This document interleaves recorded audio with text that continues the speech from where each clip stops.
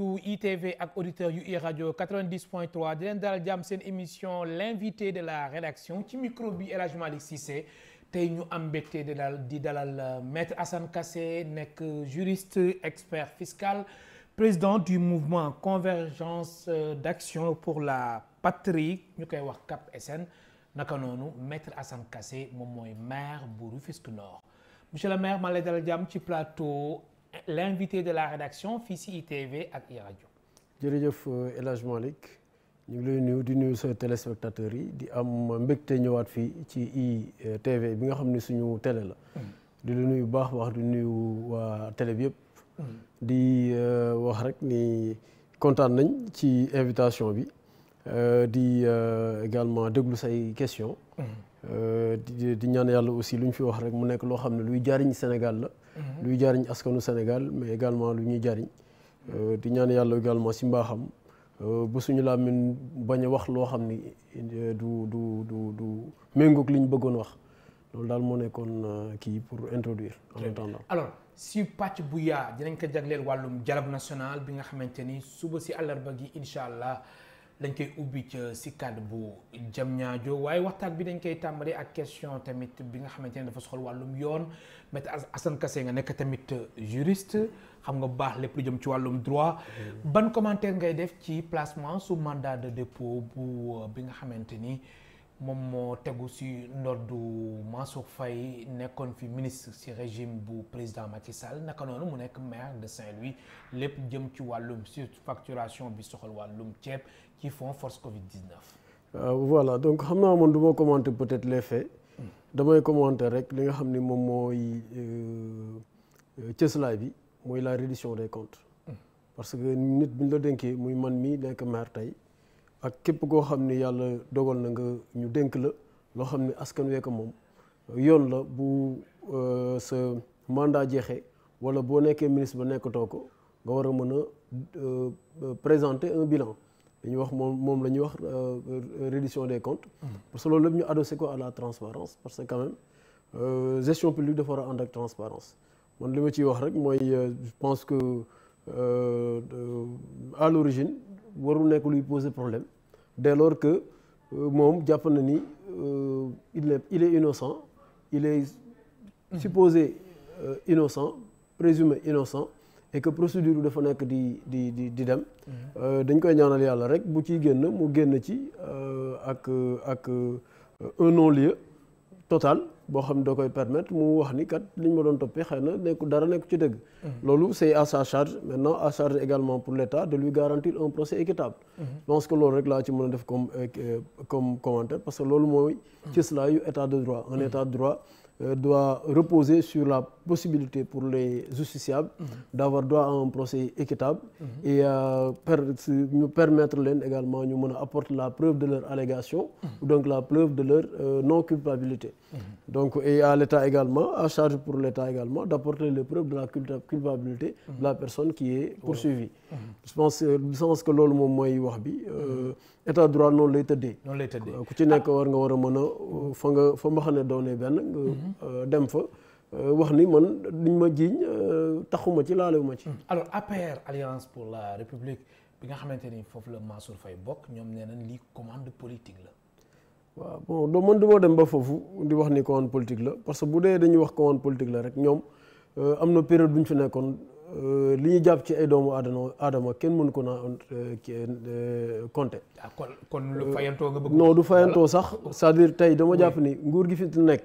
bu fekkoon dañuy def commande politique wala fayantoo. chaque jour ñu jàpp man loolu laa jàpp parce que aujourd'hui nañu nangu rek te xam ni aussi dëkk boo ci nekkee yor alalu askan wi ëllëg dina jot ñu laaj la nan nga ko yore woon. loolu mooy reddition des comptes. juge moo war a wax ni am na surfacturation wala amu ko. man dama jàpp ni peut-être moom bu demee dina prouver ni peut-être du amul surfacturation mais commande politique moom mënuma ko wax man parce que d'autant que ñun ñi on a subi les comment dire seen ay nan laa ko mënee waxee sax. da nga bëgg wax seen ay jëf wala seen ay bi ñu nekkee ñoom ci nguur bi ñu nekkoon ñoom ci nguur. ñun ñi nekkoon ay ndaw nekk maire rek naa ñu jàpp ni dañu àndoon ak Pastef on a tout fait pour jël ñu dugal ñu ci kaso bi. mais yàlla moo dogal ñu toog fi ba léegi mais sinon kon. ñun ba ñuy dugal ñu ay Ousmane Sonko ci kaso bi ak ñeneen ñaan man mii j'ai été mis en garde à vue. pendant 8 heures de temps juste parce que gare terre dañ ko taaloon ñu jàpp ni man maire ba nekk ci commune boobu nekk ndaw. dama jox ay ndaw ñu xaalis pour ñu dem taali ba jàppoon ma ci tey ma ci mettre ma en garde à vue pendant presque 8 heures de temps donc loolu ñoom tey loolu dañ ko muñ avec dignité mosuñu ko wax fenn yéenewuñu kenn ku loolu mais quand même à un moment donné il faut que tout le monde également comprenne que dëkk boo ci nekkee boo yàlla dogal muy man mii nekk maire tey yore ab commune ëllëg bu yàlla dogalee ñu gis ci sama gestion loo xam ni de gàkk-gàkk la wala lu dëppoowul ak yoon buñ may woowee également damay ànd ak dignité dem wuy ji bu ma mënee prouver sama innocence mu prouver ko bu ma ko mën a prouver aussi lii nga xam ne moom la yoon prévoir ci sama kaw bu day dal sama kaw parce que noonu la dëkk di doxee aussi. alors sànq ba léegi maître Assane Kassé yaa ngi insister ci wàllum transparence yow mi nekk maire de Rufisque Nord maire bi nan la tëddee ci wàllum transparence bi nga xamante ni moom ngay woote. waaw transparence moom mooy li ngay dëkk bu ñu la ko joxee moom il faut da ngay nekk li ñuy wax une maison de verre maanaam lépp loo xam da nga koy yëkkati muy alalu askan bi ñu nattal la ko jox la ko bu rendre compte jotee da nga leen wax kat dërëm bu nekk fii laa ko dugal man loolu laa jàppe reddition des comptes man dama koy wax chaque jour ni ñun yàlla moo dogal ñu nekk maire fi nga xam ne dañ fa dëkk ëpp ñu fa xam-xam ëpp ñu fa daraja gënuñu fa kenn juddu mais yàlla moo dogal ci baaxam mu dénk ñu une commune une si grande commune comme la commune de Rufisque Nord lenn rek la ñu war a am ak askan boobu mooy fexe ba ñoom li ñu dénk ñu delloo leen ko waaye bu ñu amee sax yokkal leen ci man foofu laay taxawee amaana nag ci gestion man kenn xamul gestion dafa xaw a dafa xaw a doy waar mën nga def ay erreur d'appréciation ci gestion mais li gën a bóor ñëpp xam ko ci man kuy dawal transparence la soxlaalu ma alalu askan benn franc soxlaalu ma ko au contraire damay jël sama alal di ko def ci commune bi nga xam moom laa diriger et ñi nga xam ni aussi dama seq ñoom liggéey muy le conseil municipal muy le bureau municipal noonu aussi laay taxawee à chaque fois ak ñoom di leen wan li may def ñu koy gis amul dara lu ma ci nëbb amul dara loo xam ne dama ko ci làq-làqal ba fàttali tey suñu gan si l'invité de la rédaction fii si ITV ak iRadio 90.3 si Dakar di maître Assane Kassé nekk expert fiscal président du mouvement Convergence d'action pour la patrie CAP-SN naka noonu moom mooy maire bu Rufisque Nord alors comme ni ma ko waxee woon si tàmbali gi rek pàcc gu yaa bi nga xamante ni moom nañu jagleel wàllum dialogue national bi dialogue national président ki fi nekkoon président de la République Macky Sall moom moo ko fi initié si réew mi gis nañ li nga xamante ni moom moo di président de la République Bassirou Diomaye Faye moom mu woote ko feddali ko ni dialogue dafa am solo ci réew moo tax incha allah si àllarba gi suba incha allah di tombeek ñaar fukki fan ak juróom-ñett ci weeru mai mu woote ndaje gu yaa gi nga xamante ni daf si woo parti politique yi ak ñi nga xamante ni ñoom yi di mouvement ak société civile ak yeneen pàcc alors d'abord ban appréciation ngay def si ampleur ak tamit dayo bi nga xamante ni dialogue national bi am na ko. waaw bon dialogue national lii lay wane ni rek déjà le président de la République son excellence Bassirou Diomaye Diakhar Faye nekkul ci dynamique gu def table rase li fi nekk yëpp. lii héritage la mais gis na ne héritage bu baax la mu jël ko di ko féddali. garder cette même date du 28 mai comme date du dialogue national. ren mu indi ci benn cachet bu bees maanaam ni dañuy dem dans le fond du débat. Le fond du débat c'est le système politique sénégalais. mu ni nañ ci waxtaan. donc mu nekk également loo xam ni lu taarix di retenir la. un jeune président né après les indépendances. très jeune. amaana bi muy juddu si la Abdou Diouf le deuxième président de la République du Sénégal. doon jël ses charges. mu juddu ci loolu jàngee ci dëkk bi mosul génn ci dëkk bi jàng defee lépp ci biir dëkk bi. jàngee fi nekk fi fonctionnaire mu dem ba tey yàlla def mu nekk le plus jeune président de la République du Sénégal. mu xalaat ni ñun liñ ñu doon jàngal université waaye li Sénégal doon dund ci wàllu woowu muy wàllum démocratie war nañ ko war a mën a gën a ñoŋal ba ëllëg dëkk bi du am ay contestation ci wàllum élection ku nekk ñu xam également lan mooy rôle ñu xam le président de la République c'est quoi son rôle le premier ministre c'est quoi son rôle le pouvoir exécutif en général ñu xam quoi c'est quoi son rôle le pouvoir judiciaire ñu xam c'est quoi son rôle le pouvoir législatif bi nga xam ni moom mooy tëgg ay loi ñu xam également lan mooy rôle mais ay delloo leen ko loolu moom mooy dialogue sur le système politique loolu mooy pàcc pouvoir mais ci beneen côté aussi dafa am beneen aspect bi mooy dans le dialogue politique également il y a un élément important mooy stabilisation du calendrier électoral oui. Parce que aussi Sénégal élection daf ci bari ay tensions sànq rek ci pré-forum fii Sénégal bi nga xam ne mooy forum Invest in Sénégal bi nga xam ne moom le premier ministre doon lancé président tey mi ngi koy wax Sénégal dëkk la boo xam ni tension électorale dina tax sax investisseur daw dina tax économie taxaw loolu dëkk buy jëm ci kanam bëgg a développer war na ko war a mën a maytu moo tax dans cette optique-là l'État a décidé le président a décidé dans le dialogue politique national qu'il a initié ñu waxtaanee stabilisation calendrier électoral bi pour qu'au moins les élections qui coûtent très cher mais qui nga xam ne dafay indaal ay passions yu bari ñu mën ko canaliser xam ban période lay am te période boobu amee nan lañ koy defee. Très bien alors comme ni nga ko waxee léegi tey dafa am je pense que le premier ministre a même dugal na ci sax benn point boo xam dafa am solo. boo xam moom il anticipé na ci dialogue bi parce que nee na élection yi ñi ko nar di yore dañu war a nekk des organes autonomes.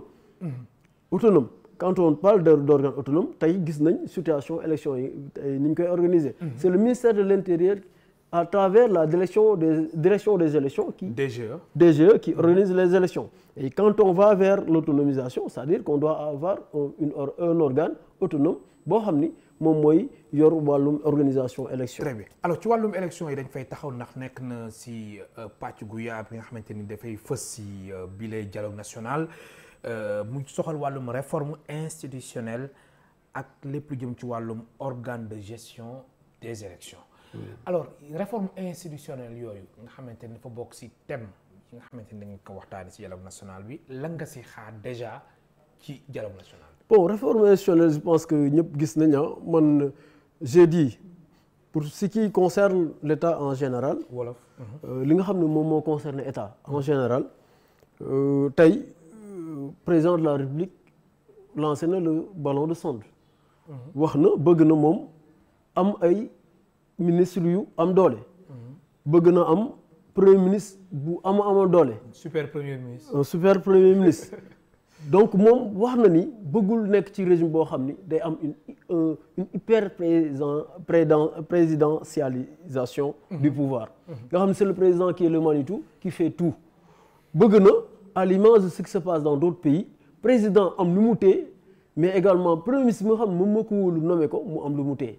te loolu aussi man dama ci d'accord parce que la charge de travail qui incombe au président de la République notamment le rayonnement diplomatique du Sénégal yu bëri yu mu war a def orientation yi nga xam da ko war a teg politique bi nga xam da ko war a impulser loolu dafa laaj également mu am quelqu'un à ses côtés ku ko xam dina ko mën a jàppale dimbali ko ci liggéey boobu ngir liggéey boobu jàkk te gis ngeen man li ma gis mooy c'est clair maintenant que premier ministre d'ailleurs il l'a dit ce matin mi ngi koy wax naan président ma nga Guinée-Bissau moom mi ngi waajal ay voyage dem fu mel ni Côte d'Ivoire ak Sierra Leone ak feneen parce que en réalité ce partage des tâches là permet de ñoom seen liggéey mu ñu gën a efficace parce que président fu mu mënul dem premier ministre mën na fa dem parce que day am prérogative yi ko fa yóbbu parce que président moo ko jox mais aussi ci biir ossature institutionnelle bi day am benn lii boo xam ne moom dina ci toog ci wàllum pouvoir yu demee noonu. si yeneen yi aussi sur l'autonomisation sur les élections. voilà foofu laa doon jëm sax ci wàllum processus électoral bi gis nañ lu soxal wàllum modalité parrainage bi dinañ ko waxtaanee. wàllum inscription automatique bi yëm ci wàllum fichier électoral via la carte d'identité biométrique bu CEDEAO ak lépp li nga xamante ne dafa soxal wàllum carte électorale bi boobu yow mii di maître Assane Kassé expert fiscal naka noonu nga nekk maire bu Rufisque Nord ban regard ngay porter ci aspect yi nga xamante ni dafa soxal wàllum parrainage nga xamante ni dafa indi coow ci réew mi ci élection yu passé est-ce que yaakaar nga ni modalité bi dañ ko war a seetaat ak même suñ koy seetaatee ban doxalin nga gis ni moom moo gën. waaw donc pour la question liée au parrainage moom xam nga dañuy ñaari parrainage bi ñuy gën a utiliser mooy parrainage des électeurs là. ñu koy woowee. passez-moi le terme. parrainage citoyen ñu koy woowee parrainage citoyen. boobu lañ gën a gis mais gis nañu boobu aussi dafa metti.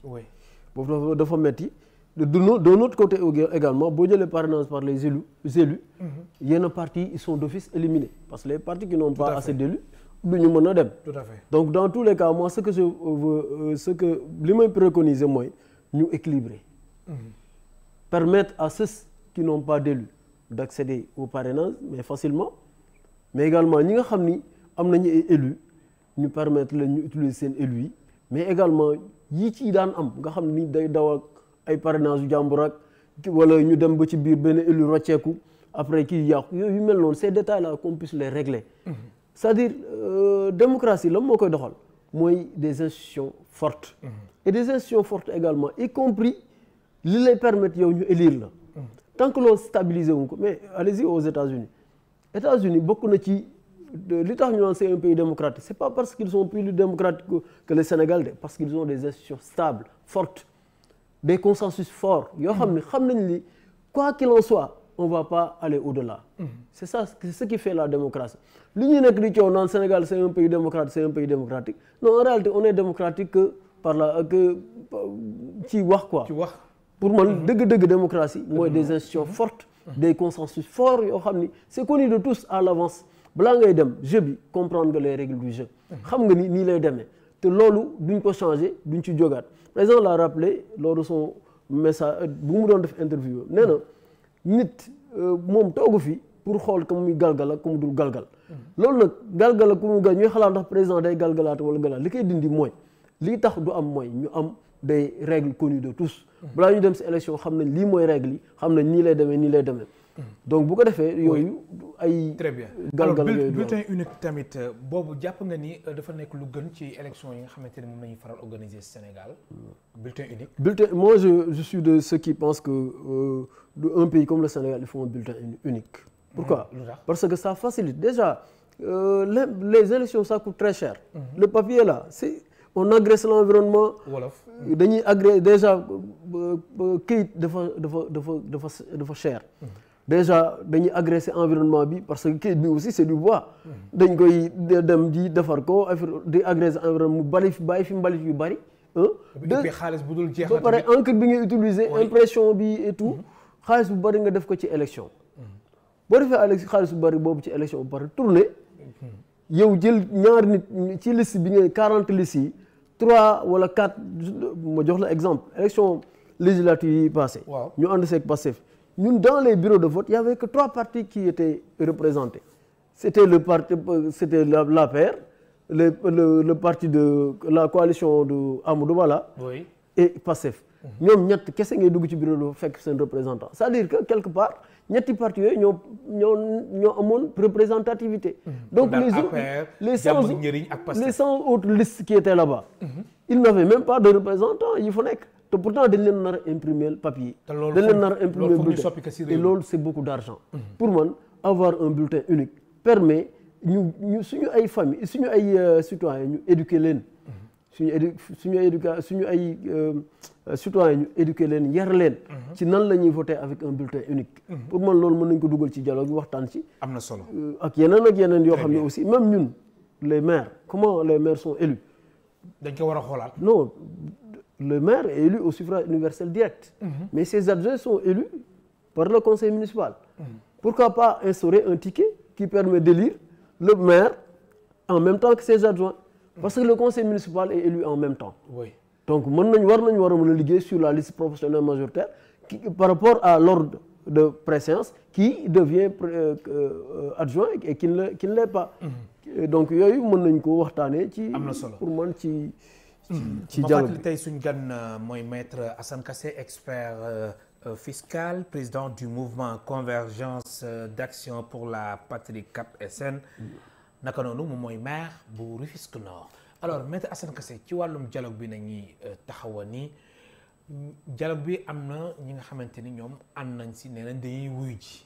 te macha allah bëri na trop mais na si période boobu wala pendant ce temps am na si ñoo xamante ni ñu si mel ni ay Alliance pour la République ñu si mel ni ay serviteurs ñu si mel ni ñoom Thierno Alassane Sall bi nga xamante ni mooy parti République des valeurs wala Oser l'avenir bu Aïssata Tall Sall ñoom nee nañ bi la dialogue duñ si dem ndax. ça se comprend. maanaam daal ñoom mbir mi leeru seen bopp maanaam TDR bi maanaam dañ jàpp ni dialogue bi genre waxtaan bi dafa lëndëm seen bopp ba li ne mel suñ ko mënoon waxtaanee mais ñoom nee na duñ dialogue si fànn bi nga xamante ni moom la ko président de la République nar a tëralee. La politique du siège vide n'a jamais payé. Et ne payera jamais. ñoom li ñuy wax tey mënoon lañ leen ko wax il y a 2 ans 3 ans ci ginnaaw. 2 ans 3 ans si ginnaaw mënoon leen wax loolu parce que tey jii dañu woote dialogue waxtaan Sénégal dafa nekk ci benn phase bu cruciale président de la République ni kaay leen ñu waxtaan demal rek bu fekkee waxtaan bi neexu la ngeen ko président jéggal ma ñëwoon naa déglu si mais li mu fi dégg neexu ma mais doo bàyyi ba nit ñi wax seen xalaat ba pare nga li olof di wax bàyyi ba jaan romb ngay dóor ca watat ngay topp watat wala di dóor tey jii dama jàpp ni dañuy def il faut de la politique de la chaise vide. Et la politique de la chaise vide, en politique, ça se paye. Et demain, toutes les décisions qui sortiront de ce dialogue-là, dañ leen koy opposer et dañ leen koy appliquer par force. duñ ci mën dara. Ah bon? Non, mais c'est comme ça. C'est comme ça. kon daal maanaam décision yi fu mu mënti jógee. non dañ ko ñoom nañ assumer. non dañ assumer teewul. seen ñàkk teew. oui. bu ñu fa jëlee décision aussi décision bi dañ koy mettre en œuvre loolu mënuñu ci dara muy apéro ñoom ñëpp. ñi demul ñëpp ci dialogue boobu décision les consensus qui ressortiront de ce dialogue là seront le consensus ou les consensus de tous les Sénégalais. Les points qui seront retenus dans ce dialogue là seront les points de tous les Sénégalais. muy APR muy Parti démocratique muy Pastef muy kenn c'est le Sénégal. c'est la démocratie sénégalaise. ñoom nee nañ dinañ dem. mais alors man lu ma bëggoon comprendre si li nga wax léegi maître Assane Kassé da nga bëgg wax ni ñi demul dañ waroon dem fekkee dafa am ay points yi nga xamante ne d'accord uñ si. exactement si nguur gi fi nekk. ñu mën ko teg sur la table ñu mën ko teg si table bi. exactement ñu discuter waxtaan ko. exactement laata ñuy dem si dialogue bi ñu fay tënk li ni mel. ba pare di ko mettre en. non en réalité boo gisee. Premier ministre moi je le comprends un peu quand il dit que le Sénégal n'a pas de problème politique mais un problème économique parce que lu mel nii moo tax muy wax. parce que fa am ñoo xam ne pour man Sénégal gi ñoru leen trop. te comme Sénégal ñor leen woo leen ci dialogue tam des fois du jariñ dara man c'est l'impression que j'ai. mais souvent moo tax nga ni je te dis Malick El Hadj man des fois je me mets dans le pot du Premier ministre des fois damay comprendre parce que yow ni nga gisee mbir mi ak ñeneen ni ñu koy gisee des fois du doon benn man je me dis que dëkk boo ci nekkee da nga war a def tout pour mu dox nit boo nekkee jota il faut faire marcher les choses. Mais c'est pas parce que tu n'es pas dedans que ça doit pas marcher. loolu góoma loolu même dans ma posture de maire. C'est comme ça. mais lan moo tax nga ni da nga bokk ak position ak premier. non des fois damay am yëg-yëg nii sama gis-gis ak gis moom dañuy recoupé wu. parce que mënoo nekk ci ab mbir yow di ko xeex ba jot ci ki ci jot mënoon doxal lépp te du la ci boole mu woo la ni la kat malgré le fait que man le Sénégalais fal à 54%. dama bëgg ñëw ñu toog man ak yow ñu waxtaan man ak yéen ñu waxtaan nan la ñuy fexee ba Sénégal ëllëg problème yi nga xam dañ ko jànkoonteel te mu romb ñu bañ ko jànkoonteelaat mais loolu ku un vrai patriote ku am patriotisme dëgg et tu dois sauter sur l'occasion pour aller discuter. mais Assane Kassé si fànn boobule nañ fa taxaw tuuti mais premier ministre Ousmane Sonko dafa demoon maison d'arrêt et de correction bu Rebeuss dem seeti Azoura Fall si veillu procès loolu est-ce que dafa bëggoon tamit mettre la pression sur le juge. Moi je veux pas mais est-ce que waroon na fa dem tamit. non ça moi je veux pas commenter sa position c'est comme un père de famille qui va voir son fils. mais moom il est le président du parti. Non c'est le premier ministre c'est le premier ministre tey man je suis le maire de Rufisque Nord. sama doom bu defoon dara ñu jàpp ko mais dama koy dem seeti est-ce que l'on se met la pression sur les autorités policières ou administratives de Rufisque? Non. C'est parce que nit aussi boo amee njaboot lu dañuy wax sàmmkatum mbott moo gën ba si soox te njaboot li ci bon lépp ci biir njaboot la bokk. Il faut un tout pour faire une famille, il faut un tout pour faire un monde, il faut un tout pour faire ce Sénégal-là.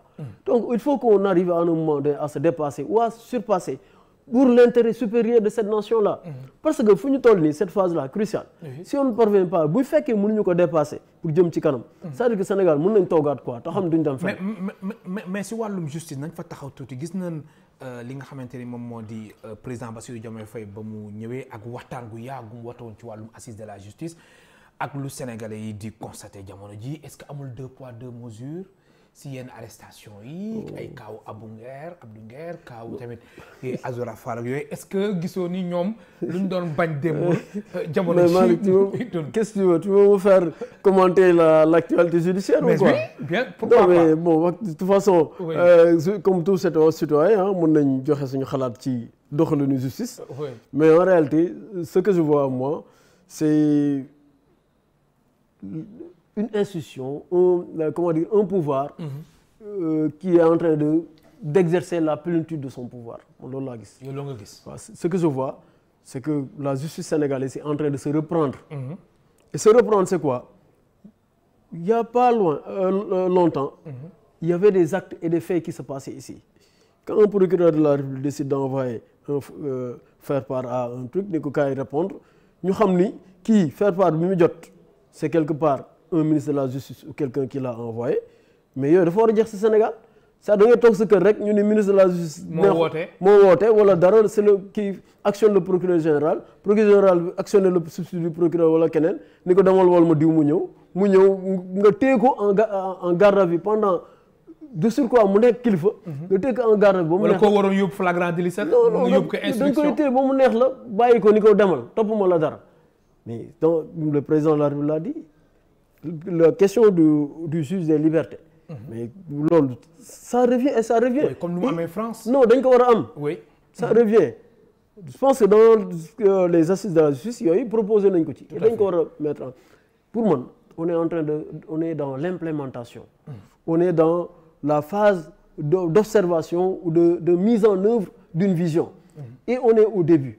La première étape de l'escalier, il faut ci début bi lañ nekk dañu war a yéeg escalier yi ñu ngi ci première deuxième troisième marche yi dañu xaar on doit escalader une centaine de marches lañu war a emprunter donc nañu xool suivre ba ci kanam bu ñu gisee leneen nag là en ce moment on pourrait dire que ndax justice def na nii jàng na wala jàngul mais là pour moi la pyramide est à l'endroit, la balance est équilibrée et les choses avancent facilement. maa lay gërëm baax di la sant Maître Assane Kassé. merci beaucoup Malick. di ko gërëm baax di ko sant say suñu invité de la rédaction nekkoon Maître Assane Kassé nekk expert fiscal président du mouvement convergence d'action pour la patrie Cap SN naka noonu Maître Assane Kassé moom mooy maire bu Rufisque Nord.